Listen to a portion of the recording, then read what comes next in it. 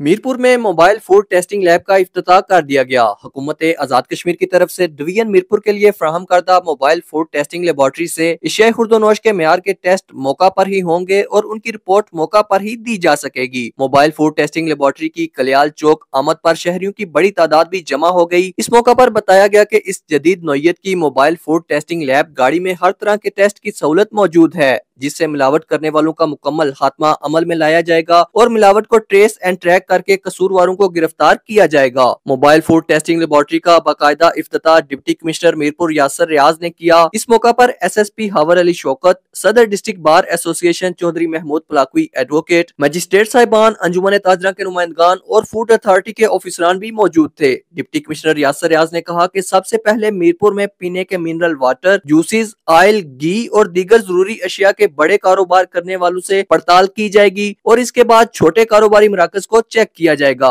मिलावट करने वाले अब किसी सूरत बच नहीं सकेंगे। सदर बार चौधरी महमूद पलाकवी एडवोकेट और अंजुमन ताजरा के सरकर्दा रहनुमाओं ने मोबाइल फूड टेस्टिंग लैब को जबरदस्त अल्फाज में सराहा। शिराज अली रचियाल, JK न्यूज, मीरपुर, आजाद कश्मीर।